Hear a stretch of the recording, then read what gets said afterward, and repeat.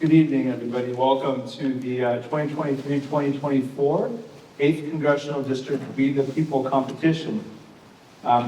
Introduce myself. My name is Michael Wiggins. I'm a member of the Tacoma School District Board of Directors. I'm also, more importantly, a proud parent of a We the People alumni. I'm super grateful to be able to be here tonight and welcome you all to this competition. To start with, I want to thank the parents and the guardians for all the students here tonight, for their support. It couldn't happen, having kind of been through this myself as a parent.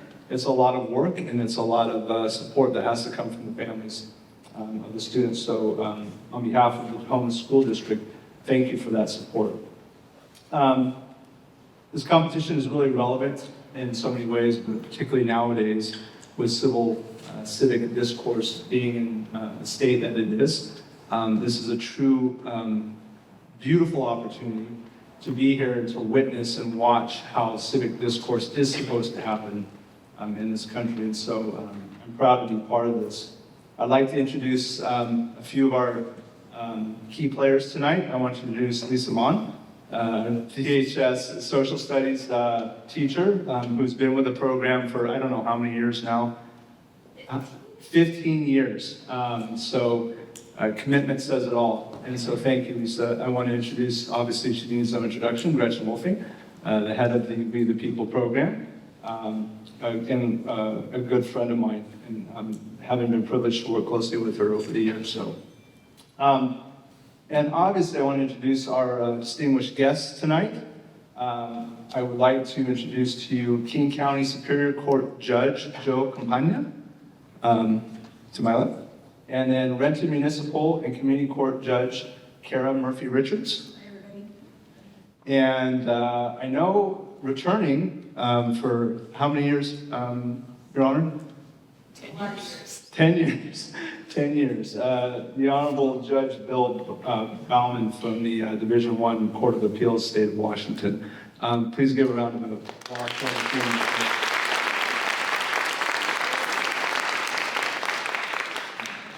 You know they have very busy dockets and very busy schedules, so appreciate their time to be here with us tonight. Just by brief description, what we're here tonight to do, as I previously mentioned, is to see civic discourse in action. We the People is a civics program where students apply constitutional principles to contemporary issues in a Senate hearing format. So it's a little bit different than a court of law. It's mostly testimonial. And so that's what you'll hear tonight. The class is divided into 6 units, representing a different focus on the Constitution. Each unit has been assigned 3 prompts. Tonight, the judges will choose one of those prompts, and the students have no idea which prompt it will be. The judges will ask 6 minutes of follow-up questions following the students' presentations. And after each unit presentation, the judges will give candid feedback and will retreat to score and discuss the presentation that they just heard. Tacoma will be competing for a qualifying score in order to advance to the We the People state competition on January 6th at the Washington State Capitol Olympia. At the end of the evening, students will be told whether or not they have made the qualifying score and will therefore be entitled to advance to the state competition. Again, this is truly remarkable as a lawyer myself and having practiced law and also been in a corporate setting now. I'm the biggest fan of this program. Of all the things that I get to do as a school board member, this is bar none my favorite thing to get to be part of. And so again, with gratitude to our distinguished guests, the instructors, and all the students, I ask that you please silence your cell phones. And if you need to step out, ask that you please kindly do that in between the presentations so that the students can focus on the presentations and the judges can focus on their critiques and their questions. And with that, good luck to everybody. And let's get started. Good evening. Please introduce yourselves. I'm Bill Hernandez, and my favorite philosopher is Thomas Aquinas because I'm a Catholic. I'm Dylan Roper. My favorite philosopher is Rousseau because I'm really fascinated by social contract theory. Hi, I'm Kira. My favorite philosopher is John Locke because I really like the Age of Enlightenment. Hi, I'm Ropan Goenpali, and my favorite philosopher is Aristotle because I like how he defined the different forms of government. And on behalf of Tahoma High School and our wonderful advisor, Nestor Wilford, we thank you for judging us tonight. All right, Unit 1, the question that we're going to ask today is question number 1. How did both classical Republicans and natural right philosophers influence the founders' views about government? What are the essential differences between classical Republicanism and natural rights philosophy? And why did both classical Republicans and natural rights philosophers stress the need for education and preparation for citizenship? Begin. Loyalty to country, always. Loyalty to the government when it deserves it. Mark Twain. This is the ideology that the founders intended to ingrain within our nation using classical republicanism and natural rights philosophy and blueprints to form a new government that would correct the long string of abuses they were subject to under British rule. Natural rights philosophy was built on the idea that human beings possess inalienable, God-given rights that cannot be taken away or violated, purposefully stated in the Declaration of Independence as the rights to life, liberty, and the pursuit of happiness, inspired by John Locke. Classical republicanism was also integral for the overall well-being of the new country, emphasizing the practice of civic virtue, dedication to the community, regard for the law, and contribution to the common good.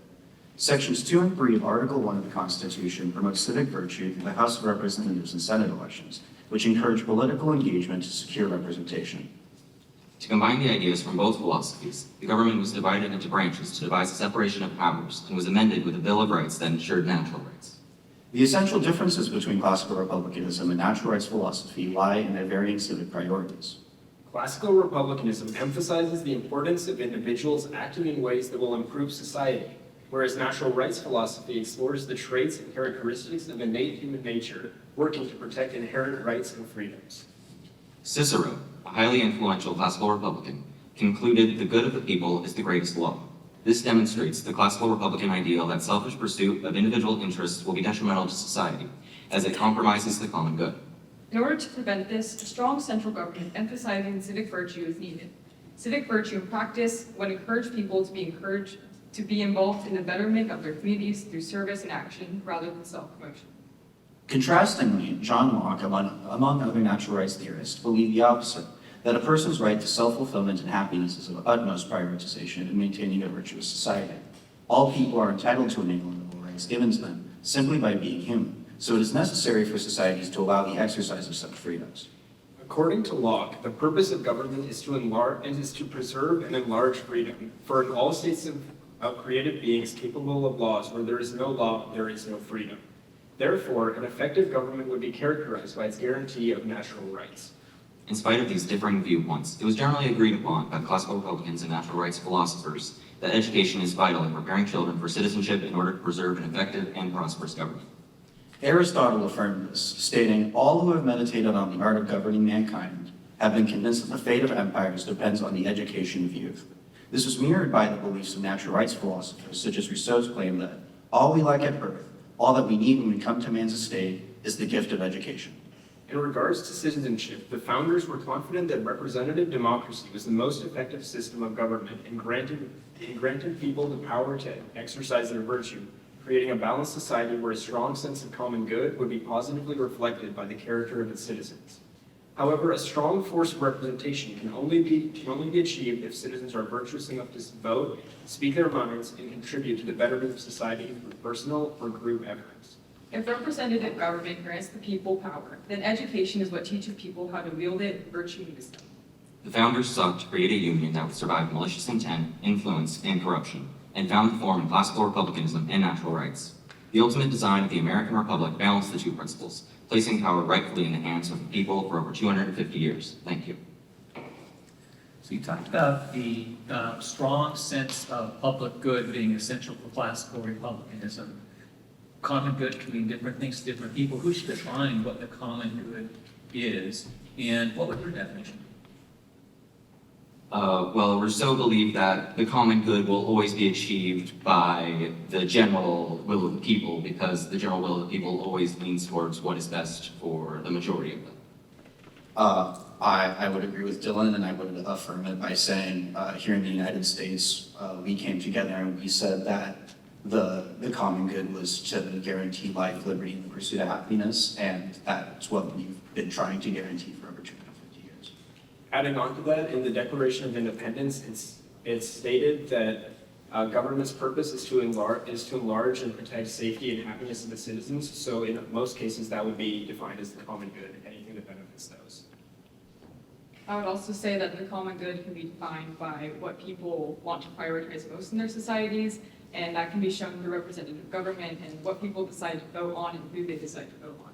Would the definition change depending on what the individual liberties are that are at stake? If the idea is that the pursuit is the common good over individual liberties, does the definition change? I do think there are certain circumstances where they can be blurred, especially in the COVID-19 pandemic, where people were prioritizing natural rights and their ability to go out and do things over common good and the greater health. So I think in that situation, the common good was more the greater health of everyone rather than just the goodness of society, the health. What civic virtues, if any, are important for young people today, and why? I would say that today, voting statistics show that children aren't as participatory in democracy and voting. Whether it be because they don't know how to register or they're encouraged to register, it's just shown that there isn't very much participation in voting. Dylan's remarks are affirmed by classical Republican philosophers such as Plato and Aristotle, who felt that having education and civic virtue is important to forming a good representative democracy, and having greater education and civic virtue would lead to greater participation in voting by younger voters. What did the natural rights philosophers mean when they said that each person has certain unalienable rights? So those inalienable rights can be defined, or as John Locke said, is what the rights were given to people in the state of nature. And he defined the state of nature as a state where everyone was kind of peaceful and entitled to their own rights. And so through a social contract, they would uphold those inalienable rights through government by establishing a social contract. I agree with my colleague because Thomas Hobbes, another natural rights philosopher, argued similarly in the state of nature that chaos would ensue, and that to ensure the natural rights that everyone deserves, which are life, liberty, and the pursuit of happiness, that they need to form a social contract, as Kira was saying, in order to protect those and make sure that nobody's rights to those are abridged. Are there any inalienable rights reflected in our Bill of Rights? And if so, which ones?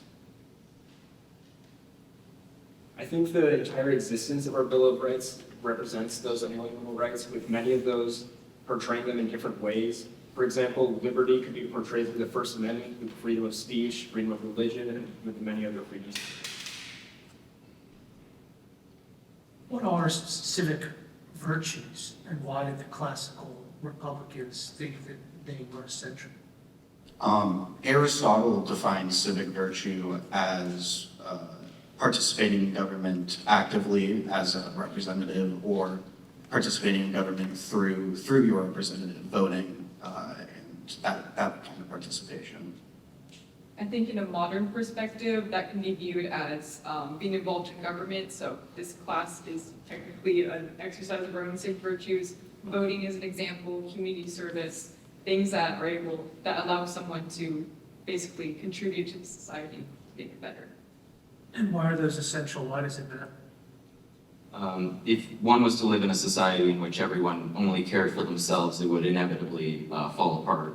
That's why we created the social contract in the first place, in which people gave up their natural freedoms to take what they want and to live how they want, and to follow certain rules and regulations for their safety and happiness. Additionally, in order for the government to represent the will of the people would have to impart that will somehow.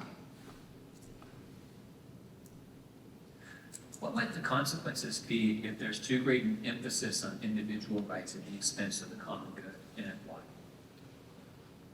An example of the consequences of prioritizing individual rights over the common good is, as my colleague previously mentioned, the COVID-19 pandemic, because it showed many people felt that their right to their body was represented through them not wanting to wear masks. And even though there was a pandemic there was a pandemic happening, and so wearing the mask can promote the common good through ensuring safety for the entire population rather than just fulfilling the wishes of one individual. And what might the consequences to individuals in society of too great emphasis on the what about the reverse of that? What if there was too much emphasis on I think in a situation where too much emphasis is placed on the common good, you can have something like the Patriot Act, where you have a level of government, surveillance that many people would perhaps see as invasive, but that is being done in the name of security and safety of them. I would add on to that and say that we can see in many tyrannical governments, they justify actions that take away people's natural rights with the idea of common good. So we see that in Russia with the invasion of Ukraine. They say it's for the common good, it's for everyone's good. It's time? All right. Feel better? All right. You did a really, really nice job, I thought, on the opening essay. I thought the pace was great. One of the recurring issues that we see are the nerves get the better of you, right? So people tend to let their mouth run a little too quickly, and so you can't really fully comprehend what's going on. But I thought you guys did a great job of keeping that under control. You were nervous in the show, so you did a really good job with that. I really liked the answer with regard to the definition of common good, which is the collective will of the people. I wasn't expecting that from you. I expected you to stumble with that question a little bit. So I was very impressed that you were able to come up with that. I also liked that you had, you brought in to the conversation some very modern topics with COVID and Patriot Act. Not quite so modern, but very important, and a great example to look to. Participation in voting as a civic virtue, I think, was a great answer, but I wish that you would have talked a little bit more about why. Why is it important? Not just that it is important, but why? What impact does it have on our country if people don't participate and vote? I'd like to see a little bit more of that. With regard to inalienable rights in the Bill of Rights, kind of a softball question in a way, right? Because we're looking for rights that affect life, liberty, and property, and in the end, I thought you got there. First Amendment, great answer when you're talking about inalienable rights, because it's really talking about your liberty interests, your ability to speak freely, those types of things. But put a little thought into that, because I wouldn't be surprised if that's going to come up in the future. But I thought you did a great job. So you get to go first, you take all the good stuff. First of all, I thought, again, the pace was wonderful, because I am the fastest talking judge on the bench in all of the state, and I'm aware of that. But at really great pace. Kira, you were the first one to incorporate real-life relevant modern time examples. That was my very first observation. When you're doing this in front of the judges, there's going to be judges who understand all the ivory tower academic, and then there's going to be me, who needs to know, what are you talking about? Like, what does this have to do with real life? So I really appreciated that you brought that up right in the beginning. The others of you eventually incorporated real life examples as well. And Rohan, you are the king of eye contact. You all make eye contact intermittently, but I really appreciated that you established eye contact consistently throughout your presentation. So I thought you all did a great job of sort of working off of each other's answers. If somebody got the answer first, sometimes I think it's hard to think of a good answer on the fly, but everybody was very helpful, sort of pitching, bringing in some more examples, I guess, in terms of things to work on. It's a hard question, but I think reflecting on sort of why do civic virtues matter? It's a hard question. What does it ultimately matter if everybody votes or not? I mean, not everybody votes now. I thought there could have been a little bit more depth on that answer, but then it is a hard question. I'm not sure what the right answer is. So I thought you all did a wonderful job. Hello, panel two. Can you all introduce yourselves? My name is Walt Erie. My literate founding father is Roger Sherman, because he orchestrated the Great Compromise. My name is Olivia Kaiser, and my founding father is James Madison, because he was able to see both sides of the Federalist and anti-Federalist debate. Hello, my name is Sadie McMillan, and my favorite founding father is my ancestor, John Dickinson, not only because he's family, but also because of his works with the Articles of Confederation. My name is Connor Baker, and my favorite founding father is Robert Yates because of his work with the Bruce Papers. And on behalf of Tacoma High School and our exceptional teacher, Gretchen Wolfing, we'd like to thank you for coming out and judging us today. In panel number 2, we have selected from Unit 2, question number 1. How does the Constitution limit government power to protect individual rights while promoting the common good? Why did the Federalists and Anti-Federalists disagree on whether the Constitution sufficiently protected individual rights and promoted the common good? And what responsibilities, if any, do citizens have for seeing that individual rights are protected and the common good is promoted? During the development of our nation, the founding fathers, Federalists and Anti-Federalists alike, created the Constitution to protect individual rights while promoting the common good of the citizens. In order to safeguard these individual rights, the Constitution limits government power. Article 5 of the Constitution details the amendment process, which requires 2/3 approval by both chambers of Congress, in addition to the ratification of 3/4 of state legislatures, allowing change to occur as society grows, yet barring the government from making unnecessary modifications. Article 1, Section 9, Clause 3, institutes limits by prohibiting ex post facto laws and bills of attainder. These limits directly protect individual rights by preventing the incarceration of people whose crimes were not previously illegal, while promoting the common good by maintaining equality in the justice system. Additionally, checks and balances on the power of each branch allow for limits on government power. For example, in Article 1, Section 7, Clause 2, after Congress has passed a law, the President has the power to approve or veto it, directly obstructing legislative tyranny.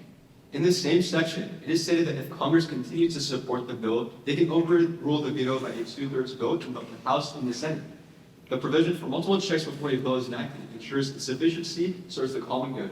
Even with these limits on government power in place, the Federalists and Anti-Federalists disagreed on their effectiveness to protect individual rights.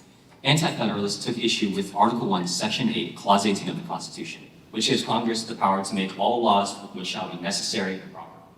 The Anti-Federalists, as outlined in Bruce 1, believe the lack of definition gave no limit, creating dangerous opportunities for Congress to abuse their power. In Article 1, Section 8, Clause 1, Congress is given the power to provide for the common defense and general welfare of the United States. This created the same issue as general welfare was massively undefined. Some Anti-Federalists also argued that though the Constitution's strong central government, the people would not be fully represented. Brutus 1 directly quotes Montesquieu's Spirit of the Laws, saying, "In a large republic, the public good is sacrificed to 1,000 views." Federalist James Madison refutes this in Federalist 10, explaining that a larger republic allows for a greater variety of factions and less chance that any one will be a majority of abusive of individual rights. Refuting another Anti-Federalist contention, Alexander Hamilton highlights the potential dangers of including a Bill of Rights in Federalist 84. He wrote that it would contain various exceptions to powers not granted by the Constitution, meaning that it would imply government control over rights that were not explicitly outlined. The government is not the only institution that protects individual rights and the common good. Citizens have many rights that allow them to contribute to their security, including the right to protest, petition, and vote, as seen in the First and 15th Amendment. The government is responsible for protecting these rights, and the Declaration of Independence proclaims that it is the right of the people to alter or to abolish it and institute new government when it becomes abusive. However, the rights and responsibilities of citizens are two different ideas. To illustrate this point, if a citizen sees a pothole in the road, they can acknowledge that if it was filled in, it would be better for society. But it is the responsibility of the government to fix it, not the citizens. In the same way, citizens can see individual rights being infringed upon, but it is the legal responsibility of the government to prevent this. Although this is true, there are legal responsibilities, such as jury duty, which is found in the 6th and 7th Amendment. RCW 236-170 outlines an illicit act of ignoring jury duty, ensuring that each person's right to a trial by jury is protected in promoting the common good by allowing the justice system to function effectively. Jury duty is one of few legal responsibilities that relates to individual rights and the common good, but there are social expectations for citizens to satisfy. Examples of this include voting, staying educated, and consulting with representatives. Brutus 1 communicates that no matter what issue is brought into the public eye, the people will always be interested in the outcome as long as it affects them or the future generations. Regardless, our society functions at its greatest efficiency when Americans choose to take action to participate in their communities and work to improve their country. Thank you. What individual what individual rights do you think are most in need of protection today and why? I think that right now, the individual rights that are in need of most protection are the rights of freedom of religion. And we've seen this in a lot of different court cases and different things, that freedom of religion is a touchy subject and it is not fully, it's not fully defined. And so I think that we have a lot of time to improve on that definition. Like the freedom of expression is also an issue that's happening today. You can see that in social media, there's a lot of people that are trying to limit, for example, Twitter, now X, is limiting a lot of what people are posting online, and that's creating a lot of problems with the First Amendment and how, for example, the place, time, and restriction limits under the First Amendment. Building off my part of the law, I believe that the freedom of expression, especially in modern times, is especially important because of how diverse and how extreme our country has become in this diversity. Ms. Mayo, while acknowledging it's a touchy subject, elaborate on where you see that tension line. I see this tension line in just private and public business. And I'm blanking on the name of the court case, but the court case where a woman went to court because she did not want to make a website for a gay couple for her married website. And I think that court cases like these, and I'm sure there's more to come, provide for this becoming a touchy subject, and that's why I believe there needs to be more definition for these, because it was not fully defined. Why do framers fear a strong central government? The framers feared a strong central government because of their negative experiences with the tyranny of Great Britain during colonial times, where Great Britain instituted the Intolerable Acts, which were several taxes that the colonists feared they had no say and no representation in instituting. And they found issues with these and wanted to protect against government overreach such as those. You can see direct examples of the U.S.'s fear of the British government in both the Articles of Confederation, the Constitution, and the Bill of Rights. You can see in the Bill of Rights that the reason why there's basically the Quartering Act is basically the Third Amendment, and the Fourth Amendment now allowing legal certain sheet seizures and not allowing people to go into people's homes, and also the First Amendment by having people communicate their concerns to the government. So along those lines, you indicated in your opening essay that there was, in the Constitution, there was a ban on ex post facto laws. First of all, enlighten me on what ex post facto law is. And second, tell me how that relates to the fear of a strong central government. Well, an ex post facto law is a law that is created after a crime has been committed. For example, it would be like if I were to murder somebody and all of a sudden, and it was legal when I murdered them, however, when they were after I committed the crime, it would become illegal. And this is an issue with, I'm sorry, could you repeat the last part of your question? And how is it that the ban on ex post facto laws relates to this fear of creating a strong central government? Right, so this, what my colleague explained, contributes to that fear because they fear that the government could simply create a new law which would directly contradict with something that was legal before, and therefore creating problems within our justice system. The ban on ex post facto laws is a specific example of how the Constitution limits government overreach. How does the Constitution balance state powers with powers granted to the national government? I feel like James Madison's biggest concern was not exactly the ratification of the Constitution, but preventing a second convention. And the only way to do that is to satisfy both big states, large states, both Federalist and anti-Federalist concerns. And by doing that, you have to make sure that the states and the federal government as a whole are protected, and not one of their priorities are exactly like only state government's concerns or the federal government's concerns are addressed. The Great Compromise, which was a compromise between small and large states, outlined in the House of Representatives with proportional representation, and the Senate with equal representation, as seen in Article 1 of the Constitution, is an example of a compromise that satisfied different types of states and allowed the Constitution to be ratified. Not adding a Bill of Rights has been called the framers' greatest tactical error. Do you agree or disagree with that judgment, and why? I would wish to disagree with that because ultimately they created other articles that allowed them to amend the Constitution, and the Bill of Rights eventually came into play with because of that because of that article, and ultimately because of the fluid nature of our Constitution. I do not believe that that would be a fatal flaw in the framers' ideals. I have to disagree and say that it was a fatal flaw. I think that this is seen through the incorporation of every state constitution having a Bill of Rights. And I think that if it is needed on the state level, it is even more so needed on the federal level. To add on to my colleague, in Brutus 1, Robert E. Graves explains how the lack of a Bill of Rights was the Federalists' greatest weakness, and how that will ensure that there is no real limit on the government's power. I would like to disagree with my colleague. As Alexander Hamilton outlines in Federalist 84, there are several rights that are already implied in the body of the Constitution, and a Bill of Rights was not necessary. So another, I wanted to ask a question. I was waiting for the founding father.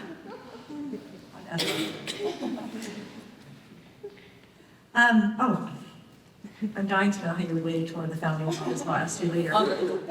You know what? I had a bunch of comments, but my best comment, or my best observation at the very end, I love how you disagreed so respectfully with one another, and your energy level or the passion with which you were making your argument increases when you're taking exception to another panel member's opinion. So I don't know. I mean, adding more of that made it pretty exciting. So. I mean, I thought you all did a great job, obviously also, your fund of knowledge is really good. I thought that if I had an area of improvement for feedback, when the question that I asked about the Constitution balancing state powers and national government, I think some of the answer was more focused on how did they balance powers among the states and sort of apportioning representatives, and a little less on the balance between the federal government and state government. So I may kind of type that up. finally, disagreement in the panel. That's great, thank you. I thought you guys did a great job with that. The answer I thought was very thorough. I thought your presentation was great. Started out a little bit fast at the beginning, got the nerves under control. And one of the things you can do, I have the same issue that Judge Richards has, and that is my head starts going a lot faster than my mouth. My mouth can't keep up, and I start talking so fast you understand me. So what I try to do is just fully pronunciate every word that I say, and it just forces me to slow down. And then once you slow down when you're speaking, then your heart rate kind of goes down a little bit. It's a little easier to get out in a public speaking form. So I thought you did a great job there. My suggestions would be, I think I know this is the first competition that you've been in. As time goes on, I think you're going to have to get a little deeper into some of the substance, right? When you had some great answers about freedom of religion, but you're going to have to back that up in some cases. You had, I thought later on, you were able to cite the First Amendment, the Fourth Amendment, some other amendments to back things up. Again, great answer about the freedom of religion and sort of the conflict that goes on balancing there. But I'm going to have that piece down on top of your head as well. So it's just going to take some time, all right, and some work, but you'll get there. Otherwise, I think you guys did a great job. I liked the answer to the ex post facto question. You put it into what it was. Came away with prevents government overreach, which is exactly what it was designed to prevent, right? So I think you got there in the long run. You did a good job. The pothole example is fabulous. Thank you. I know. Fabulous. All right. Good evening, panel three, if you would introduce yourselves, please. Hello, my name is Twa Rasmussen, and my favorite influential woman in history is Elizabeth Cady Stanton for her contributions to the Declaration of Sentiments. I'm Sydney Puttenberg, and my favorite influential woman of history is Ruth Bader Ginsburg for her contribution to women's rights as a Supreme Court Justice. Hi, my name is Ivor Root, and my favorite influential woman in history is Sandra Day O'Connor for paving the way for women in the judiciary and becoming the first ever female Supreme Court Justice. Hi, my name is Amanjali Tava, and my favorite influential woman in history is Malala for her contributions to women's education. Hi, my name is Sophie Archimidze, and my favorite influential woman in history is Susan B. Anthony, who wrote the bill, which eventually became ratified as the 19th Amendment, granting women the right to vote. Now, on behalf of Unit 3, Tahoma High School, and our wonderful advisor, Gretchen Wolfing, we thank you for judging today. Is there anything? So we'll be asking question 3 from Unit 3 this evening, which is, what are the major arguments for and against judicial review?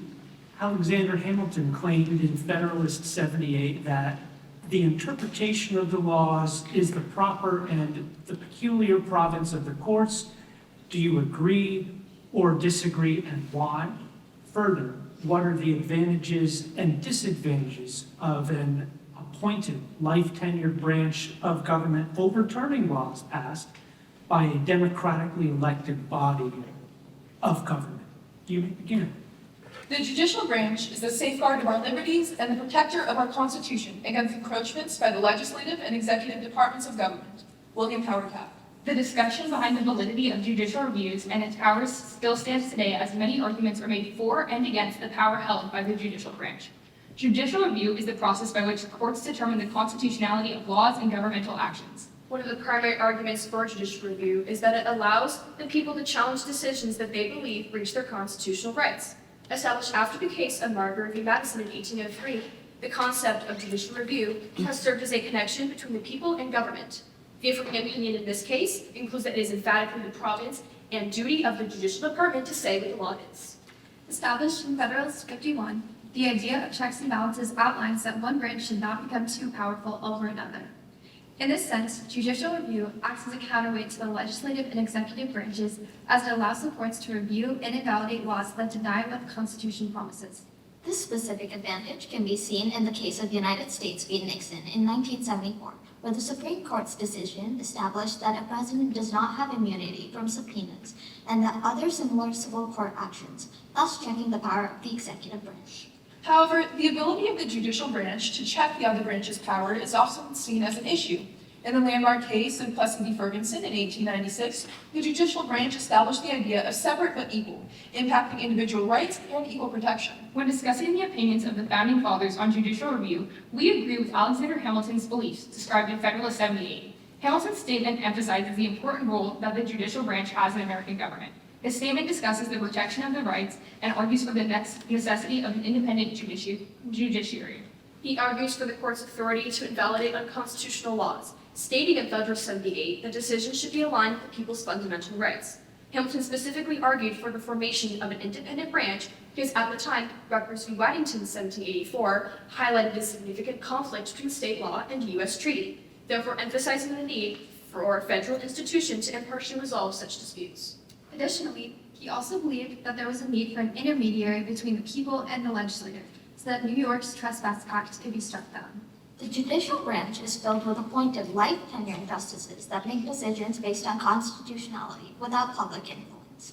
The impact of this can be seen in the case of National Federation of Independent Business versus Sebelius in 2012, where Chief Justice Roberts, a judge known to vote conservative, shocked people when voting for the approval of Obamacare, demonstrating the advantage of having life-tenured judges, as they can rule more on constitutionality and less based on party lines. However, bias can be a significant issue with life-tenured judges. Over the years, bribes have been used to influence legal rulings, leading to debate on the court's integrity.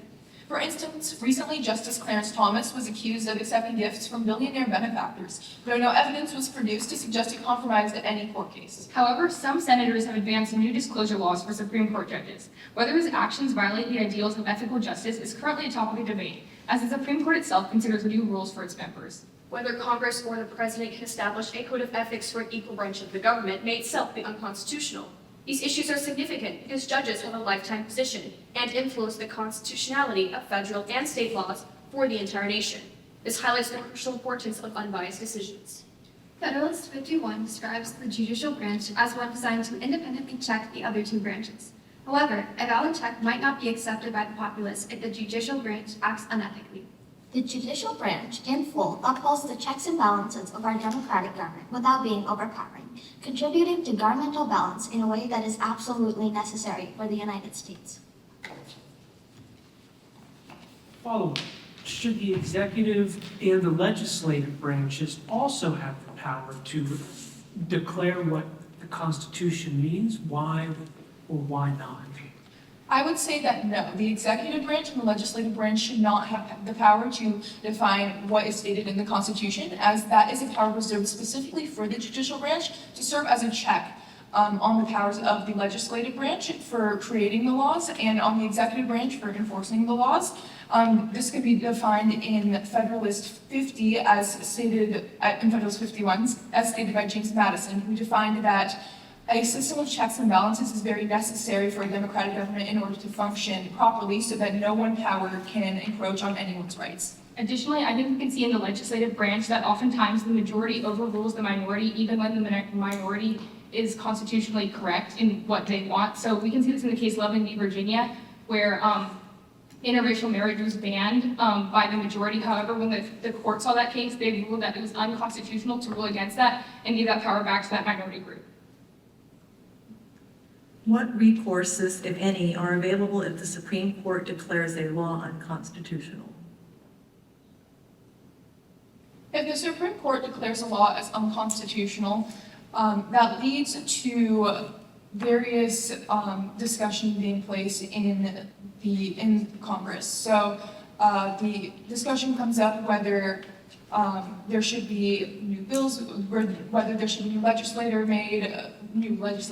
made, or if new laws should be established based on their rulings as well. Then discussion also goes down to whether states should be impacted by their rulings. And so, for example, with the overturning of Roe v. Wade, discussion was brought down to the fact that states were now given this new power to determine whether women should be given the right to abortion or not. So varying effects occur after the Supreme Court makes a ruling. In your essay, you said that there were arguments for and against the power of the judicial branch, and I heard your argument for, but I didn't hear any argument against. So what is the argument against the power of the judicial branch to have judicial review? I think that specifically the judicial branch, the problem is that it does not exactly have like a check. Well, Adding on to my colleague, the judicial branch does not have a set check code of ethics set in place. So that is a reason that some people think it should not have judicial review. I agree with my colleague. There are many forms of checks for other forms of courts in the judiciary. However, the Supreme Court does not have a code of ethics. However, a check put into place is in Article 2, Section 2, Clause 4. I believe it states that a judge can be impeached if acting immorally. However, this power has never been used. I agree with my colleagues. I feel that the judicial branch being independent can sometimes cause an issue of sovereignty, since they don't, as my colleague said, the Supreme Court is the only court that does not have their own code of ethics, meaning that it could be an issue if they're independent. Should there be a code of ethics for the Supreme Court? Why or why not? I would say that a code of ethics would be an important check on the Supreme Court's power. As we stated, the only legitimate check on the Supreme Court's power is the fact that they can be impeached if found to be participating in illegal actions such as bribes. But however, as I mentioned previously, this power has not actually been used. And as previously mentioned, in Federalist 51 by James Madison, a system of checks and balances is necessary. So therefore, instituting a code of ethics would be a very progressive check, I believe, and could benefit the Supreme Court. So there's a view that there's been a rise in the number of individual federal judges who have declared laws unconstitutional in recent years that affect the whole nation. Should the power of judicial review be reconsidered or limited in some way? I would say that judicial review should potentially be considered to be limited. For example, as I previously mentioned, with the overruling of Roe v. Wade with Dobbs v. Jackson, it's starting to get to the point where people are determining that it's encroaching on individuals' rights. It can also be argued that the Supreme Court is becoming too partisan as well. For example, the ruling was looked back on due to the fact that the Supreme Court's majority right now is more conservative than previously when it was ruled that they were more liberal. So it could be argued that the Supreme Court is becoming more partisan in their views and thus resulting in more so judicial actions instead of instituting judicial review. I disagree with my colleague. I feel that the judicial branch and the Supreme Court specifically is still being nonpartisan and still interpreting the Constitution in the way that they should. For example, Albert Felby Hodges in 2015, they ruled that same-sex marriage would be considered constitutional and it'd be applied to the states. So I feel that the judicial branch is actually doing what they should be and interpreting the Constitution as they should be. The Constitution doesn't mention judicial review, so how and why has it become an accepted idea? I think that judicial review has become an accepted idea because people have realized that there needs to be a check on the other branches of government, and that there needs to be part of the government that is impartial and that is not influenced by public opinion.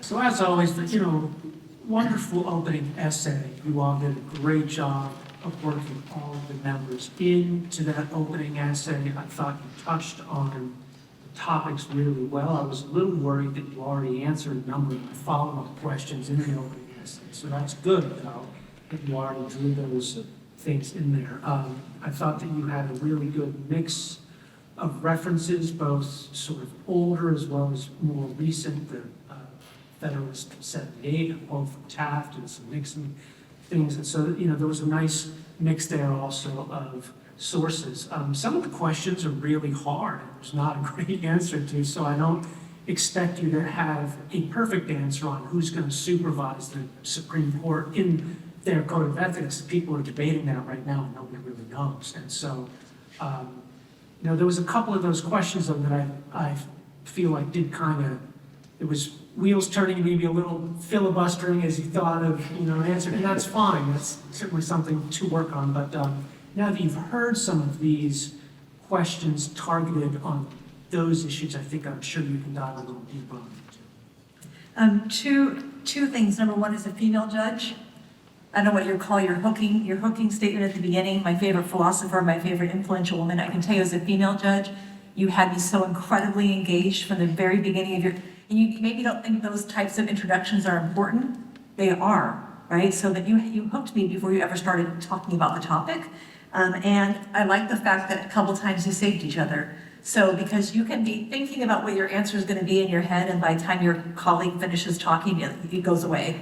And a couple times when that happened, another one of you jumped in and kind of picked up very logically and very naturally without stepping on anybody. That's a hard thing to do. And I noticed that you're able to do that. So good job. I did notice a step. There was a little bit of step at one point, so be careful. Make sure that your colleague is completely done answering the question before you jump in. Good cites. I thought everybody did a great job of citing cases and citing the authority. That was done really, really well. Some good disagreement in the panel. I want to talk for a second about this idea that judicial ethics is a check on judicial power. I'm not sure that's really what judicial ethics are. I'm not sure that they're a check on the power.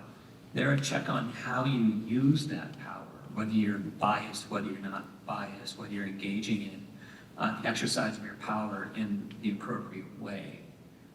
But it's an interesting concept. I think about it a little bit, about whether it's really a check on power. The other thing is, be careful about general statements. You said that the judicial branch does not have a code of ethics. That's not true.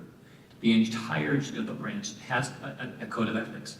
Only the United States Supreme Court does not have a code of ethics. That's the only court in the judicial branch.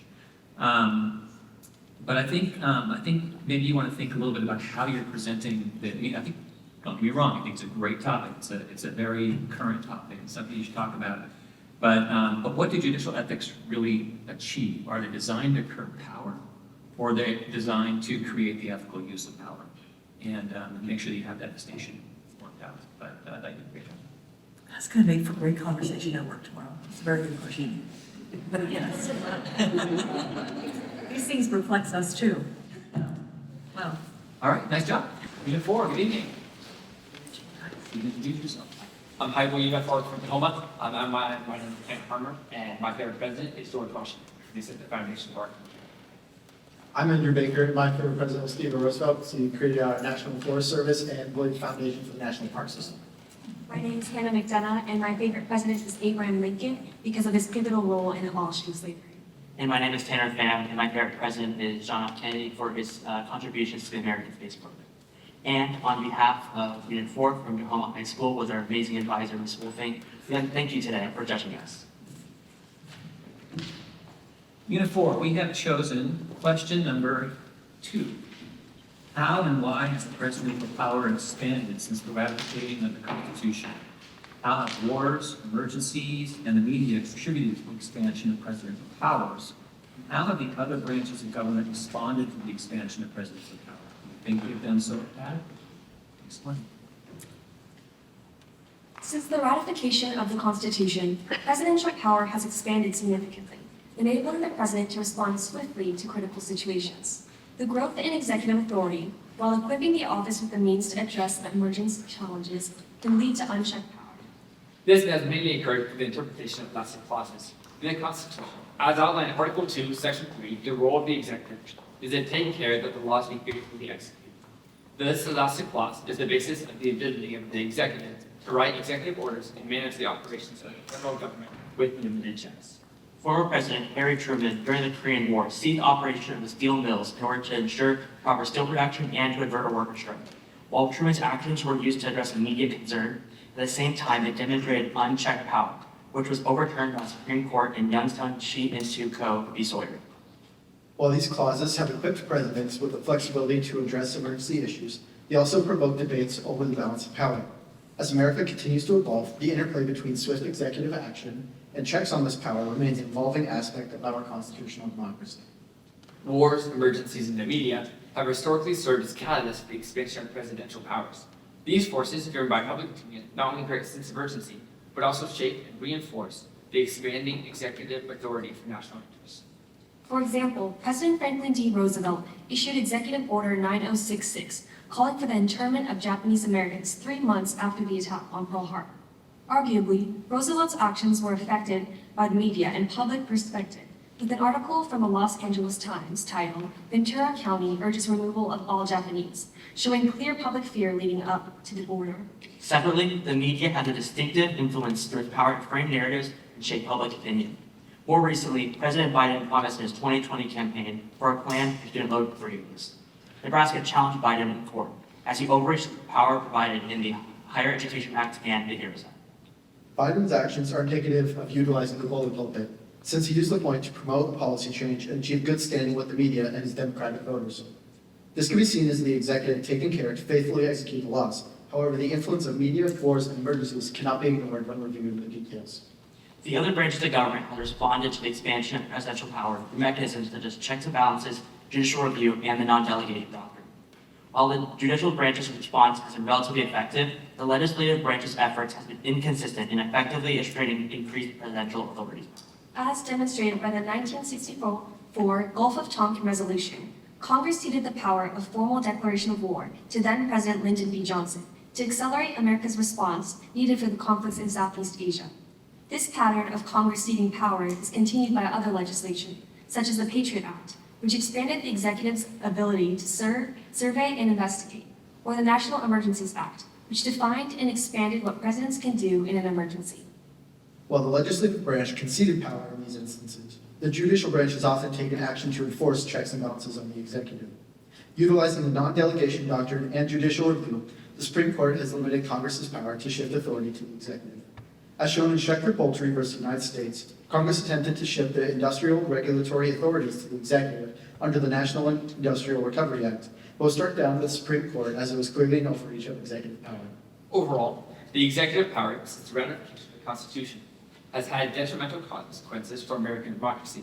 It has allowed presidents to wield near unchecked authority, often driven by personal agendas, wars, emergencies, and media influence. However, through focus, coordination, and agile judicial review, the power of the executive can be checked to avoid imbalance and tyranny. Thank you. Has there been an increase in the use of executive powers recently? And if so, how? Is that a good thing or a bad thing? I'd like to start that. I do think there has been a pretty major increase in executive power. Especially with the COVID-19 pandemic, we see former President Trump and current President Joe Biden take action in order to effectively stop the pandemic. So we see, for example, like executive orders in order to enforce mask mandates in all federal governments. So they require vaccine and masks. And that continued operation of the federal government, but some people believe that it overstepped their rights. And basically from that, you can kind of just assume that the federal government has essentially overstepped the boundaries that was placed. I would also add to my colleague that case that they're referencing is the executive Joe Biden when he issued 14046, which was mandating that federal employees get vaccinations, which was a clear overstep of executive power. I would actually disagree with my colleague, because I think one of the biggest evidence of executive overreach was during World War II and other wars when the executive power was the ones who first initiated and announced war. And I think that has been equally done as it was as now. As recently we saw the President Joe Biden, he sent one of our larger aircraft carriers and sent it into the waters near Israel during that conflict that's going on right now. And so I think the evidence that has the largest overreach is from the same that have been going on over time. You mentioned a check on executive orders and the use of executive orders. Can you explain to me what that check is and give you some examples of where it's been successful? I think a big check for executive power would be a judicial review. So as confirmed in Marbury v. Madison, judicial review is the ability for the judicial branch to not only check executive orders, but also congressional acts. And so in the case, for example, of for Harry Truman and Youngstown Sheep V2 Co., he tried to seize Operation Steel Mills, and the judicial branch declined against that as a clear overstep of executive authority. When former President Trump first came to office, one of the early executive orders that he issued was, known as the Muslim ban, where he banned travel in between many of the Islamic countries of the world. And while this was a temporary order, as it only was supposed to last for 90 days, there were several objections in different levels of court, specifically Hawaii Circuit. And it eventually did make it to the Supreme Court. By the time they were, getting to a ruling on that, the order had already expired. But through Hawaii stepping up and blocking that, it essentially created a check in that it was not applied as he originally intended it to be. What is an executive order and why has the use of executive orders greatly increased? So an example of the very executive orders are basically just actions that the president or the executive office can do, just get actions of what they want or their intentions across. And so one of the first ones was ever done by George Washington. It was very initiated in our country, and it was something that he was due to get everyone together. It was just I think it's called Executive Order of Congregation. And it's just simply to get their motivations through, and it can be through Congress. The purpose of executive orders is to provide swift action to emergencies or situations that need to be addressed immediately. Currently in Congress, there's such a system that is currently in gridlock where laws and legislations are very difficult to pass. So this is where the executive orders allow them to make swift actions to take care of these issues. Additionally, Hamilton outlined in Federalist 70 about a swift and energetic executive, and through executive orders, the executive is able to take swift action in certain dire times of need. And through this, you can see that the executive does need to have that sort of power. So you mentioned in the opening essay that the broad use of executive power could be detrimental. You also mentioned that currently executive orders are used to substitute maybe for gridlock in Congress. Aren't those two things in tension? I would say that the purpose of executive orders is to take swift actions. However, there have been instances where executive steps over their power. An example is when then President Obama did not get a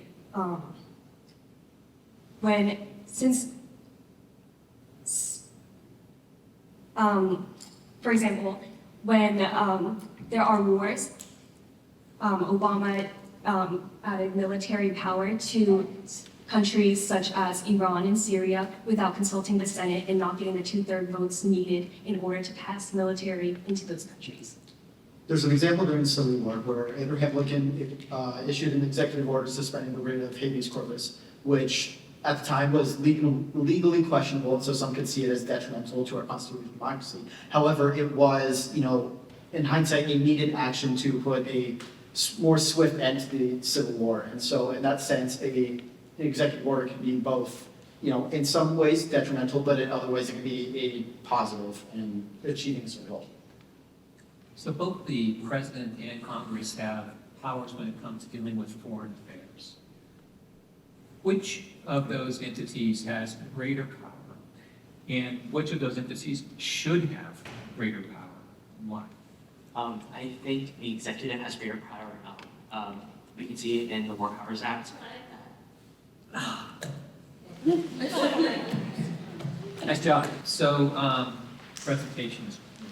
All of you were very clear, easy to understand, very focused on the questions. I appreciated that. Very direct answers. You gave examples all the way back in Japanese internment to very, very current issues regarding student loans. I thought you did a really good job of sort of melding in all of those issues in your presentation, bringing analysis that way. Your answer with regard to giving some examples of check on judicial review was way beyond what I expected. I was very impressed with that. From Truman to the Muslim ban, which is I think a great example because the judge that overturned the executive order for that Muslim ban is right here in Seattle, it's Judge Robar. And it was a really precarious time when all of that happened because it was a time when people were wondering whether the checks and balances between the three branches of governments had really broken down. And they were wondering whether the federal agencies were actually going to respect the court order with regard to that. Everybody held their breath to see what would happen. And in fact, they did. And there was like, whew, okay, we still have some checks and balances going on here. So I was really impressed with that. I was surprised you got to COVID, which I think is an obvious thing to get to here. I was surprised it wasn't in your essay because it's such a current thing. And I guess you could save it for your answers because something like that's probably going to come up. But you eventually got there, so I thought that was great. And you stumbled, you stuck with it, and you got out the answer you wanted. You know what? That's perfectly okay. Don't be so hard on yourself. I saw you punishing yourself afterward. You don't have to do that, all right? You're human, and everybody there is human. Sometimes, actually, when you stumble, it works to endear yourself to the judges, and just move through it. Don't let it get to you. It's done when it's done. Move on. Did a good job. The endearment worked because that's the one comment I have here. To let you be an example of grace under pressure because we see it every day in the courtroom. People lose their place. Even as judges, we say some of the same things over and over every day. In some ways, I don't know about these guys, but you're like, I say this 10 times a day. All of a sudden, I can't remember what I'm supposed to say next. You stayed completely calm. I saw your three panelists kind of look at you a little bit tenderly, like should be, but you waited for her to catch her breath. And it was just a really, really good example of just staying calm, regrouping your thoughts, and moving on without missing a step. So I was super impressed by how you handled that. And I would echo all of those positive things. I was impressed greatly with all of you, with your thoughtfulness, and the one, and I was also throwing some hard questions at you, It's what I was trying to sort of get at with my question about tension between gridlocked Congress and the use of executive orders is maybe the sense that when you don't have a functioning Congress, it's always kind of an opportunity for the executive to take that place because people want to see things getting done. And if they're not getting done, somebody's got to do it. It's a great chance for somebody to sort of perhaps go a little further than we had planned on. But overall, you all did wonderfully. Nice job. Unit 5, Panel 5, go ahead and introduce yourselves, please. Hello, judges. My name is Aditya Rana, and my favorite court case is New York Times Company versus United States and the upheld free press, which I think very important in today's society. Hello, everyone. My name is Yesh Padeo, and my favorite court case is found in the Board of Education for how it got rid of the doctor in a separate but equal. Hi, my name is Slayton Cooper. My favorite court case is P.D. Park v. Newman, for its role in catalyzing the civil rights movement. Hello, my name is Nora Jose, and my favorite Supreme Court case is Roper v. Simmons, as it protects minors from capital punishment. Hi, my name is Sean Bowie, and my favorite court case is Loving v. Virginia, which protected the right to interracial marriage. And on behalf of Unit 5 and Tahoma High School, thank you for judging us today. All right, from Unit 5, we have chosen question number 3. What fundamental American values are embodied in the Fourth Amendment? Why have Fourth Amendment issues been a persistent concern from colonial times until today? And how and why does modern technology raise new concerns about the Fourth Amendment? They who give up essential liberty to obtain a little temporary safety deserve neither liberty nor safety. Benjamin Franklin. The Fourth Amendment has historically served Americans by protecting their rights to their private lives. It embodies the fundamental American values of privacy, preserving one's business, and protecting against unreasonable searches and seizures. This pertinence was reinforced in Katz v. United States, where Charles Katz was convicted after his public payphone conversation were recorded without a warrant. The majority opinion written by Potter Stewart ruled in favor of Katz, holding that the Fourth Amendment protects people, not places, to protect privacy even in an area accessible to the public. Issuing search warrants requires judicial approval, adding another level of protection against unlawful searches. For instance, in Map v. Ohio, police officers entered Dolby Map's house without a proper search warrant, looking for a bombing suspect, but instead confiscated obscene materials within their house. The Supreme Court ruled in favor of MAP, holding that the Fourth Amendment's protections against unreasonable searches were applied to the state through the Due Process Clause.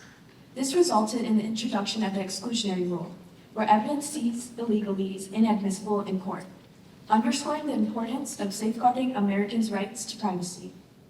Fourth Amendment issues have raised enduring concerns from colonial times to the present day, tracing their origins from British encroachments on the privacy of American colonists to deliberations over the balance between individual privacy and state security.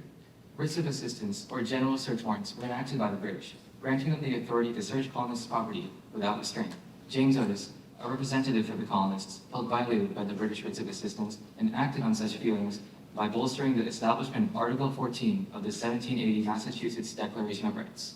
Article 14 stated that individuals have the right to be secure from all unreasonable searches of his person, his houses, his papers, and all his possessions, reflecting American values of privacy. Just as during colonial times, current disputes depend upon the Fourth Amendment striking a balance between unlawful searches and seizures and the government's duty to ensure public safety. For example, the Patriot Act, signed into law in 2001 after the 9/11 terrorist attack, raised concerns about government overreach and infringing on individual privacy rights, after it granted government officials additional powers to identify and prosecute individuals. Under the Patriot Act, the FBI can secretly conduct physical searches and wiretap citizens to gain evidence without probable cause. The rights protected by the Fourth Amendment have remained a concern of citizens since its adoption, prompting the often debated question of whether security of the nation takes precedence over personal privacy. Modern technology has exacerbated concerns about privacy protection under the Fourth Amendment, as the digital age presents a new dilemma as to what constitutes a search. Despite the founders' intentions to create a living document, modern technology presents quandaries outside of the founders' experiences. While enhancing law enforcement capabilities to safeguard public safety, technology poses new challenges to individual privacy. United States v. Jones is such an example. After the government tracked Antoine Jones, a suspected drug trafficker, on a vehicle's GPS without a warrant, it led to a ruling that determined this action violated the Fourth Amendment by constituting an unlawful search. The ruling set the precedence on digital privacy in the modern era, highlighting the tension between the modern technology and the Fourth Amendment. Additionally, in Kylo versus United States, the Department of Interior used a thermal imaging device to scan the home of Danny Kylo. The Supreme Court sided with Kylo, holding that thermal image surveillance constituted a search under the jurisdiction of the Fourth Amendment. Justice Antonin Scalia voted for the majority that when the government uses a device capable of providing information that could previously have only been discovered through physical searches, it requires a warrant. In essence, the Fourth Amendment fundamentally preserves the value of privacy, but in an ever-evolving manner as it is called to address modern issues. The Fourth Amendment remains vital to safeguard the rights of American citizens, and its protections must be evaluated within the context of modern technologies. Thank you. We put a lot of stock and respect in our local law enforcement. What values are served by requiring law enforcement officials to get permission from a judge to arrest someone or to search their property.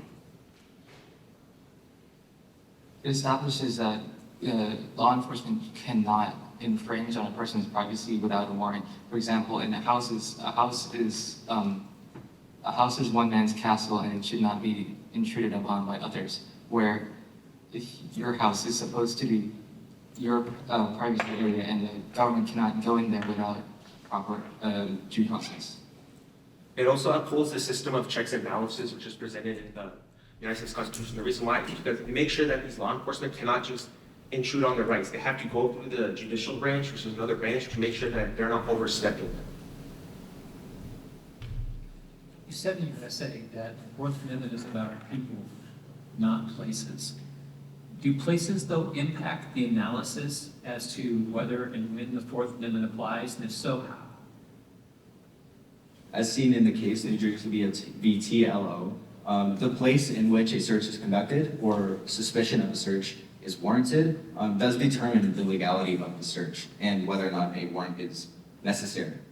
Along with that, in Cox versus New Hampshire, we can see the time-based restriction being applied, which can also apply in schools. As in schools, as my colleague was saying, there's different standards, and along with that, in this Cox versus New Hampshire case, we can see that this was regarded a parade where it resulted in public safety, where's the reason why permits are required, which is what the Supreme Court ruled, which is why it did not interfere with the amendments, which is why it is still being constitutional, having present.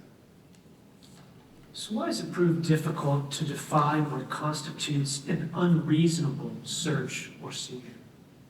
In the current case of Terry v. Ohio, they introduced a new sort of rule of unreasonable suspicion. So that kind of creates a problem between if a warrant is even required to search another person. So in this case itself, a law enforcement officer not wearing a uniform did a stop and frisk of 3 individuals in the suspicion that they had guns. And although they eventually did find guns, it brings up the question of whether a warrant is even needed in some of these cases. Corroborating my colleague, we see that across amendments, restrictions are necessary when threats to public safety are present or suspected. So we see this in the First Amendment, where if speech is directed to incite public violence or lawless activity, it can be restricted. You mentioned the Terry stop or reasonable suspicion. What is probable cause and when is it required? Well, one case we can look at when it comes to probable cause is Illinois v. Gates, and in this case, it had Lance Gates and Susan Gates, and these were 2 individuals that had an anonymous letter about them being part of drug trafficking. And in this case, it was, since the police got this anonymous tip, it led them to having different observations of surrounding them potentially being drug traffickers, which led them to having enough evidence to actually go and get a search warrant and search their houses, which is what probable cause is. So what are some exceptions to the warrant requirement? Give me some exceptions as to when a search can occur without a warrant. So an exception to the warrant rule can be seen in the case of school settings. So in the case of New Jersey versus TLO, a student, her bag was being searched because of suspected drugs, and in that, the court ruled that it was legal for the school to search her bag because schools only need reasonable suspicion to conduct a search, whereas warrants need probable cause. Another exception is when there's imminent danger. So if there is a danger to either the police officer itself or another suspect, or in the case where the evidence might be destroyed, that they are allowed to not necessarily get a warrant and be able to take action at that very moment. How could we apply a rule that originated in the 18th century to the modern era of social media and people living their lives online? Could you specify the question, please? Well, when we look at someone's right to privacy, which is a fundamental part of this analysis, and we analyze that through a rule that originated in the 1700s, how do you apply that in the era of social media? I think that it's hard to apply that in the era of social media because social media corporations are private and not government-owned. In the case of the United States versus, Parkerman versus North Carolina. Lewis Parkerman, a registered sex offender, was banned from using social media by North Carolina, but he challenged this law, stating that it was his fundamental right to use social media, and the court sided with him and said that the North Carolina law banned him from social media was incorrect. Similarly, in like all these social media websites and even private businesses collect your information from the individuals through their terms and contracts, and those are collected in those settings. So it brings up the issue of whether this single collection of data in one place through things like fusion centers or other sorts of metadata, the collection centers, brings up like breaches and those sorts of things. So that's why the rule that or the privacy as we defined in the past doesn't necessarily still match up with what is needed today.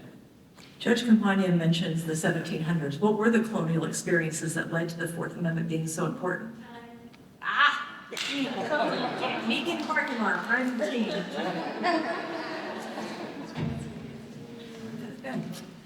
Oh, I'll feed it. You guys, I feel like they're just getting each more and more interesting every time. Again, very, very good pace. Very good knowledge of case law that's relevant to the examples that you're giving.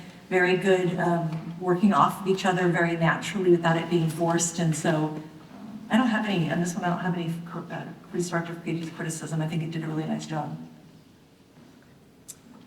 I thought you had a good pace. I thought that in the beginning, a little fast, but you got control of your nerves, so that's just fine. You were easy to understand. I thought it was well-organized essay. A couple of things. First of all, when I talk about how place relates to the Fourth Amendment and the impact on the analysis, one of the fundamental things you need to determine to begin the Fourth Amendment analysis is whether the person has an expectation of a right to privacy. If they don't, there is no Fourth Amendment issue, right? There's only a Fourth Amendment issue when there is an expectation of the right to privacy, and that has a lot to do with where you are and what you're doing. The idea about time, place, and manner, that's the First Amendment analysis. That's a whole different issue than the Fourth Amendment, which really is about whether you have a reasonable expectation of privacy. So I think, and I'll let Judge Companion talk to you about this, but I think one of the issues, of course, with social media is in what do you have a reasonable expectation of privacy? Do you have a reasonable expectation of privacy in posts you make? Do you have it in downloads that you take? Do you have it in, there's all different types of issues that come up in the modern time when we're trying to apply this clunky little test to what's going on here. Terry versus Ohio, I'm not sure I would say it's a current case. It's not real current, but it is a seminal case. So it's a case that governs everything we do. And you need to understand the difference between reasonable suspicion and probable cause, which is I think, where Judge Richards was going with her question, which is, reasonable suspicion applies in a Terry circumstance, right? So if you have reasonable suspicion to be able to stop somebody to investigate a crime. But if you're going to search somebody or arrest somebody, you have to have cause. So it's a little different, it's like a step higher. And that's how those things shake out. Exceptions to the warrant requirement. The school setting, there is a reduced obligation to meet an exception or to be able to search somebody in a school, but it's not a formal exception to the warrant requirement. Exceptions to the warrant requirements are things like exigent circumstances, which I think one of you got to. Plain view, when something's in plain view, you don't have to get a warrant to be able to search it or to seize it. And there are others, so you need to know those. You need to go, I'm sure that's going to come up, so you need to go and review what those exceptions are. Oh, one other thing. A house is a man's castle. These days I wouldn't say that. I would say a house is a person's castle. Just a suggestion for moving on. You never know amongst the judges how they're going to take it out. How do you handle that? I have a question. How do you handle that when you're quoting someone? Because I noticed that when you said that, you gave credit to the person you were quoting. So I wondered about that too. Do you leave those quotes out now? Or do you paraphrase them by using the proper? I don't know. It's tough. In today's society, you got to be really careful. Words matter. Yeah, it's great stuff. I mean, honestly, you were wrestling really well with all the prime questions raised in the main two prongs. I thought you could have done a little more with one of the follow-ups. about why is it difficult to define an unreasonable search and seizure, just because that's such a vague term and it's evolved over the years. What does that mean? I'm not sure that there's ever really been an exact definition of it. Similarly, the questions that we all wrestle with: what is an expectation of privacy? How do we view that through this 1700s lens when we live our lives in the way that a lot of people live them now? Do we have the same expectations? How does that factor in? When you walk around with a phone on us that tracks our every single move everywhere, do we really have an expectation of privacy in that? I'm not sure. So just things to think about. But wonderful time. All right, good evening. Unit 6, if you could introduce yourselves, please. Namaskaram. My name is Sarika, and my parents are South Indian immigrants. Namaste. I am Nandini, and my parents are North Indian immigrants. Elsa judges. My name is Logan Senswich. My family traces back to Norway. 안녕하세요. I'm UJ, and my parents are Korean immigrants. Ni hao, I am Iris, and my parents are Chinese immigrants. And on behalf of Unit 6, our advisor Gertrude Wolfing, and Tahoma High School, we thank you for joining us. Thank you and good evening. So this evening from Unit 6, we'll be asking question 2. What do you think are the greatest challenges of American citizenship today?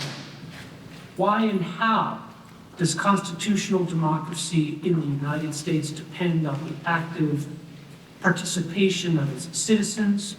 What are the advantages and disadvantages, if any, of being a citizen of both the United States and the state in which you reside? As first proclaimed in the Declaration of Independence, governments derive their just powers from the consent of the governed. Fundamentally, democracy hinges on the will of the people being heard through civic participation. However, the power of civic participation is currently weakened by systemic issues, like lobbying and gerrymandering. Modern gerrymandering effectively results in disenfranchisement for many minority voters and compromises the rights of the citizen. Justice Elena Kagan put it best, dissenting in the Supreme Court's decision to not interfere with partisan gerrymandering in the 2019 case Rucho v. Common Cause, believing that it encourages a politics of polarization and dysfunction. This case helps enable unfair redistricting, which isolates certain voters. Another major challenge faced by citizens is lobbying. Although constitutional, the ability of corporations and interest groups to spend millions of dollars on bills or campaign funding puts ordinary people at a disadvantage by diminishing their voices. For instance, despite the 2022 America Dad Privacy and Protection Act having heavy bipartisan support, it was shot down before ever reaching the Senate, in part because of pushback and counterfunding from technology companies. Fundamentally, the greatest challenge citizens face is that their voices are frequently overruled, which makes it harder for citizens to be represented and weakens the impact of any civic engagement. The constitutional democracy of the United States depends on the active participation of its citizens through protesting and jury duty. While voting is accepted as a hallmark of democracy, when the systems supported fail to achieve equal representation, citizens must turn to other mechanisms. As civil rights activist Martin Luther King proclaimed, our lives begin to end the day we become silent about things that matter. One of the most prominent examples of this is the 19th Amendment, which was only ratified after a group of suffragettes, the Silent Sentinels, protested outside the White House from 1917 to 1919. Due to their active engagement, the National Women's Party was able to influence the Constitution and see their amendment approved. Their actions ensured the opportunity for equal representation, upholding core democratic values. Another key facet of democratic participation is jury duty. According to the Virginia Supreme Court, jury duty is a reminder that our fundamental constitutional rights exist as long as individual citizens are willing to uphold them. Jury duty secures protection from governmental overreach for everyone, but is only made possible by the engagement of the people. Overall, America's democracy is kept alive by everyday citizens, with protesting and jury duty serving as a crucial backbone for constitutional democracy. Hamilton once stated, the balance between state and national governments is of utmost importance. Through this, he reaffirmed that for all its advantages and disadvantages, federalism is a central pillar for American democracy.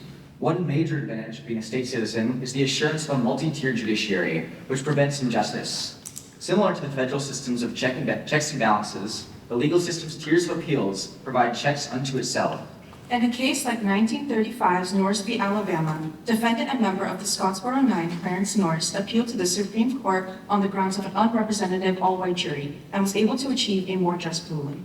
While multiple levels of government serve as powerful protections for American citizens, they can result in an inefficient legal system. The writ of certiorari, or the ability to appeal to higher courts, can take years to achieve.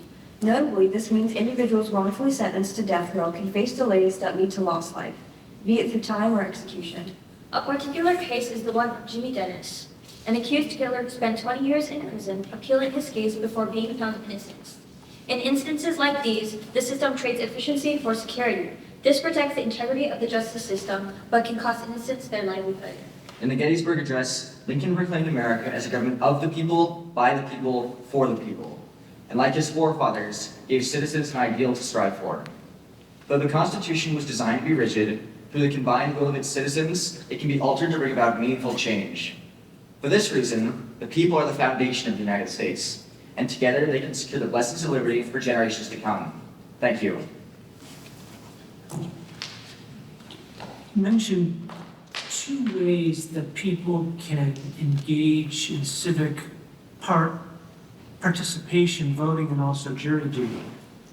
The response to jury summons that our court has is around 10% or so. Voting rates rarely rise above 50%. How or what should be done to encourage greater civic participation by people in general and young people in particular? I believe that we can increase civic education in schools to make people better educated about the government, because as Madison said, knowledge is gives people power to make better decisions when voting and engaging in acts of civic participation. Adding on, I think one way we can increase civic participation, mainly voting, is through increasing online resources for voting and increasing ballot locations so that being able to vote is more easily accessible. Currently, Vivek Ramaswamy, a Republican candidate, advocates for making Election Day a national holiday in order to allow people to take time off their jobs and be able to vote, which would help increase voter turnouts. Another thing we see in the Australian government is that voting is mandatory, where you face a fine if you're eligible to do so. And so, maybe not a policy exactly like this, but something that encourages the importance of voting and emphasizes just how much this means to our society and democracy, can influence the people to be more active and thus vote more. The second example you gave of empowering citizens is jury duty. Can you explain to me a little bit about how jury duty empowers citizens in our government? Yeah, so in the Sixth Amendment, which guarantees your right to a trial by jury, it implies that in order for you to have a jury of your peers, you have to have peers that are willing to step up and be that jury.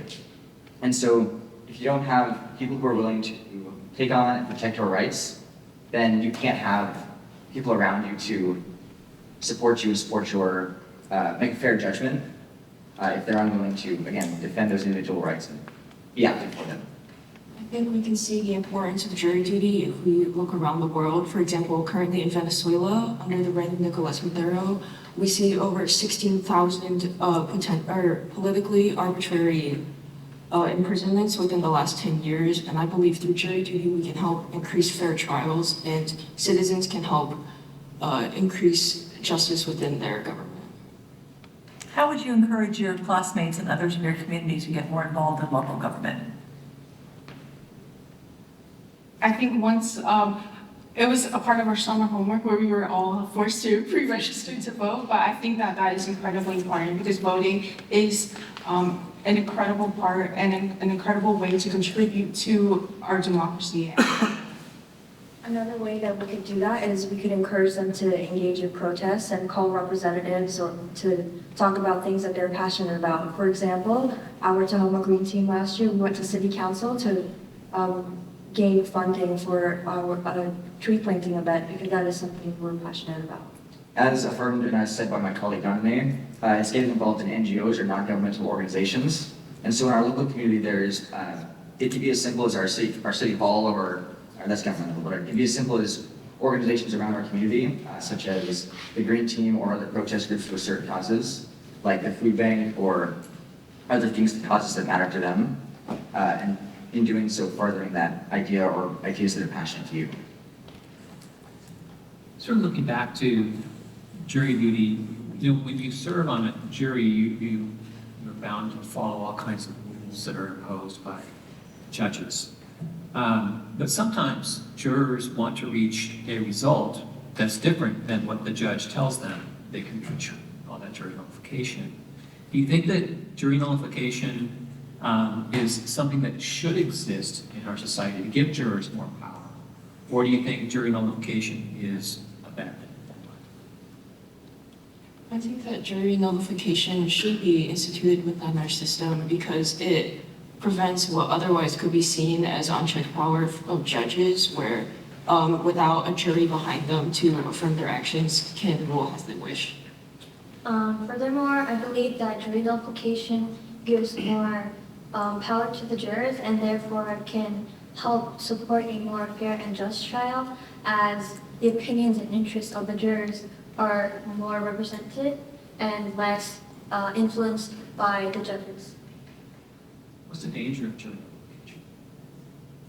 nullification? Juries may be less informed than the judge on legal proceedings and the details of the case. I think an additional danger you can reach by jury nullification is that although they're required by law and by oath to be unbiased or uninfluenced by a case, juries can at times, through coincidence or on purpose, reach a bias towards the case that may be contrary to fair justice and the rule of the law. And in that way, if you were able to just nullify the judge's opinion, that's unfair and maybe be too much power on people. So you've talked about having citizens who are educated in civics being valuable to the democracy. Is that enough, or do we also need some shared values? And if so, what are they? Yeah, I think that not only, like you said, She wanted to let him finish that question, so did he? Wow. Okay, we asked, we were sort of going over, wrestling with some of the questions to ask, and we asked a lot of questions that weren't on this list here, and I thought you all did a wonderful job of, honestly taking a moment to think about it, and that's fine, there's nothing wrong with pausing for just a half step to think about the question, reflect on it, and then answer. I don't know what they teach, maybe they say that's not right, but in general, that's a good thing, and I thought it reflected well on all of you with your thoughtfulness. You had a great variety of examples, everything from, they were just kind of all over it. So I heard about the platform of Vivek Ramaswamy. I heard about a number of other things, some NGOs, and so I thought that was a really refreshing use of a number of different examples too. I thought you all did a great job. You will, in the beginning, you'll rely on your notes a lot, but I don't know if anyone else was watching, but I could have taken your notes away from you, and you knew exactly what you were gonna say. Like, you looked at us the entire time and that comes with more confidence. We have trial attorneys often who are like clinging to their notes during trial, and if you walk down and take their notes away, they know their case. You'll come to a point through this process where, just like Iris was doing, again, maybe it wasn't intentional, but you have it all memorized, don't you? Yeah, I know. Because you were looking at us, you weren't even looking at your notes. It was pretty impressive, so. So first of all, your presentation is great. You guys all have a really good presence. You look us in the eye when you give us your answers. You're expressing in a very clear way. All of that is great. I thought your examples, particularly with regard to how to get people out to vote, great. We had a bunch of examples that came from a number of you, clearly well thought out. My question about jury nullification was quite frankly unfair, but I just wanted to see how you would respond to it out of curiosity. Once we kind of got there, because I wanted to see sort of how the younger generation would view this off the top of their head. And I thought you did a really good job of responding to an area that I'm sure you probably haven't spent much time looking at. But the idea of jury duty empowering people, I think is a great concept. And I would think a little bit about how to express that in a way that fully embodies that concept, right? And I think you kind of came close to that, but I mean, letting citizens in our society decide what the outcomes should be between disagreements among people, allegations of crimes, all of them. I mean, it's such a huge sense of empowerment, right? We get to decide what the right result is in these things, not some person in a back room somewhere that nobody gets to see. We do that in open courts. Everybody can see how it happens. Everybody can can tell, whether it was a fair process or wasn't a fair process. That really is, I think, an empowering thing. So think about how you might want to express that maybe a little more powerfully and a little more clearly. Overall, I thought you did a wonderful job. Thank you. All right, please be seated. Good evening, everybody. Good evening. Oh, come on. Good evening, everybody. Yeah, that's way better. Once again, I'm Bill Bowman. I am a judge with Division I of the Court of Appeals. I've worked with Ms. Wolfing for, it's been 10 years? It's been a while. Yeah, I think it was first it was with the street law program, and then We the People. And I have to tell you, it's been one of the most amazing experiences for me. I think that this program is so critical to where we are in today's society with the polarization that goes on these days, with the tribalism that goes on these days, the need for civic education, the need for the ability to critically think and to have civil discourse is just huge. And that's what this program does. And as those of you who are here to support these students know from seeing it firsthand, this is not an easy thing to do. So the first thing that I want to do is just give a big round of applause for all of these students and all the hard work.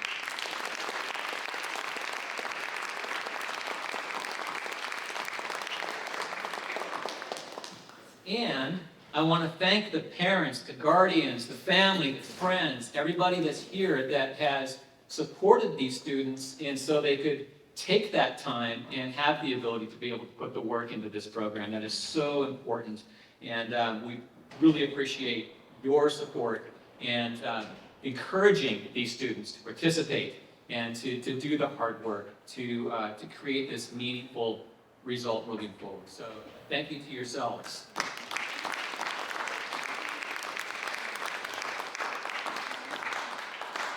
Thank you to Lisa Mon, our timekeeper, who has also been involved in We the People for 15 years, something like that, Arizona before she came here. So thank you so much for helping make this possible. Thank you to my colleague judges, Judge Campagna and Judge Richards, both of whom worked full days today and took the time to come here and to help make this a meaningful experience for everybody here. Can't tell you how much we appreciate that. Thank you very much.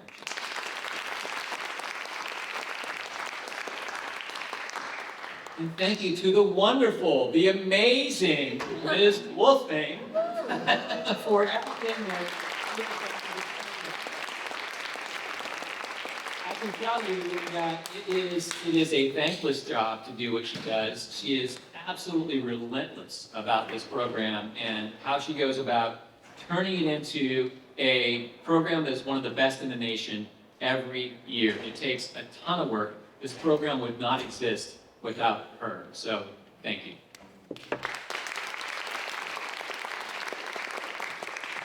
All right, enough with thank yous. We'll get down to business. I am pleased to announce that Tahoma High School's 2024 We the People team has met the qualifying score to move on to the state competition in Olympia at the state capitol on, of all days, January 6th.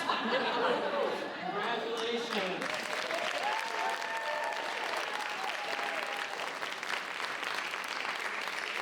You guys are going to do great. Obviously, you got a lot of work to do. There's no question about that, but you are well on the track to doing very, very well at state. I know I speak on behalf of my colleagues when I say that we are very impressed with where you are. We have high hopes for you, and we wish you the very best at your competition. Thank you.